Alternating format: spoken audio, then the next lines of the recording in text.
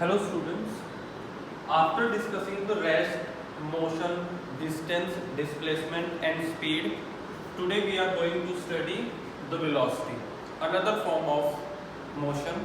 जैसे speed है ऐसे ही हमारे पास velocity है. speed में हमने क्या कहा कि अगर distance के साथ एक quantity ऐड कर दे time, तो जो चीज़ बनती है वो speed. ऐसे ही अगर displacement के साथ हम time को ऐड कर दें तो जो हमारे पास वर्ड निकल के आता है, क्वांटिटी आती है, उसको आपने क्या नाम दिया है, वेलोसिटी. तो ये किसकी रेशो है, जितना आपने टोटल डिस्प्लेसमेंट कवर किया विद रिस्पेक्ट टू टाइम के. अब देख लीजिए, अगर डिस्प्लेसमेंट क्या है, स्केलर है, वेक्टर है, तो हमने पहले किया है कि ये वेक्टर है क्योंकि डिस्प्लेसमेंट में डायरेक्शन भी मैटर करती है. तो इसलिए ये वेक्टर है, तो जो चीज़ वेक्टर के बनने से बनी है, वेक्टर के मिलने से बनी है, तो वो भी क्या होगी, वेक्टर होगी. तो वेक्टर में तो डायरेक्शन भी आ जाती है. फिर डायरेक्शन क्या होगी, डायरेक्शन होगी, वेलोसिटी की direction is exact same as that of displacement. जो डिस्प्लेसमेंट की डायरेक्शन है वही जो है इसकी होगी, वेलोसिटी की होगी. क्योंकि डिस्प्लेसमेंट जो एक लाइन के लॉन्ग रहेगा, वेलोसिटी भी लाइन के लॉन्ग रहेगी.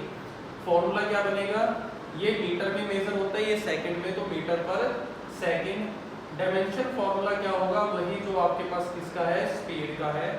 जो बात याद रखने वाली है, नोटिस करने वाली है, वो देखिए, ये जो दो आपको डंडे दिखाई दे रहे हैं दोनों तरफ, इसको बोलते हैं मैग्नीट्यूड.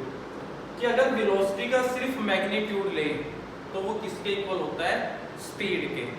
कब, अगर मोशन बॉडी का स्ट्रेट लाइन में अगर सीधा चल रहे हैं, तो आपको पता है सीधा चलने पर तो डिस्टेंस और डिस्प्लेसमेंट सेम होते हैं. तो जब डिस्टेंस और डिस्प्लेसमेंट सेम हो जाएंगे तो स्पीड और वेलोसिटी में डिफरेंस किसका है, इसी क्वांटिटी का तो है. वहां पर डिस्टेंस होता है, यहाँ डिस्प्लेसमेंट है. तो जब ये सेम हो गए तो ये दोनों भी क्या हो जाएंगे, सेम हो जाएंगे. अदरवाइज अगर मोशन स्ट्रेट लाइन का नहीं है तो स्पीड हमेशा क्या रहती है, वेलोसिटी से ज्यादा होती है या फिर वेलोसिटी के इक्वल होती है. तो ये था हमारे पास वेलोसिटी.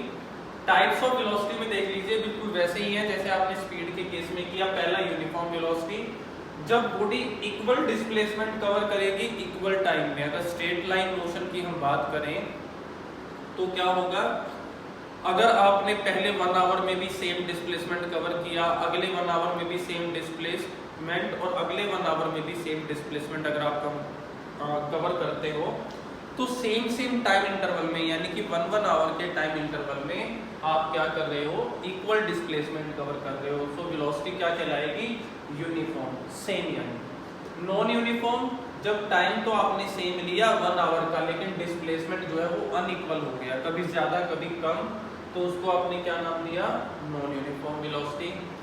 एवरेज वेलोसिटी किसे कहते हैं, फिर टोटल डिस्प्लेसमेंट जितना बॉडी ने कवर किया और जितना उसको टाइम लगा, वो कहलाती है आपके पास एवरेज. अगर किसी बॉडी की दो पोजीशन हमने बता दी कि किसी टाइम t1 पे बॉडी की पोजीशन x1 थी, t2 पे x2 थी, तो टोटल डिस्प्लेसमेंट कैसे निकालते हो, डिस्प्लेसमेंट आपको बताया था क्या करते हो, final position minus initial position. तो वो आपने सब्ट्रैक्ट करके निकाल लिया.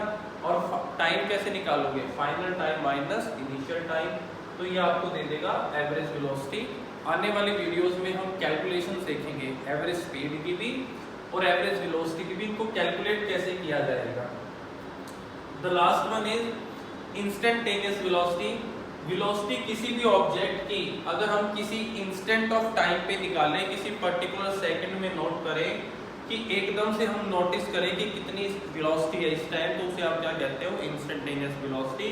और ये क्या होता है, small displacement in given time और वेरी स्मॉल टाइम. तो वेरी स्मॉल में हम क्या वर्ड यूज करते हैं कि ये टेंड्स टू जीरो है, यानी कि इतना छोटा है कि जीरो तो नहीं है लेकिन जीरो के बहुत ज्यादा नियर है. क्योंकि ये टर्म जितनी कम होगी उतनी एग्जैक्ट आपको किसकी वैल्यू मिलेगी, इंस्टेंटेनियस वैल्यू आपको किसकी मिलेगी, वेलोसिटी की मिलेगी. तो बहुत ज्यादा कोई मेजर डिफरेंसेस नहीं है स्पीड और वेलोसिटी में. In case of definition and explanations there are just a word difference. In case of speed you are putting the term distance, and in case of velocity we are using the term displacement. Otherwise in the types of speed and velocity all the definitions are same, and in terms of properties there are some minor difference like speed is a scalar quantity and velocity is a vector quantity, and along with both of them speed and velocity have equal or we can say that same SI unit, same dimension formula।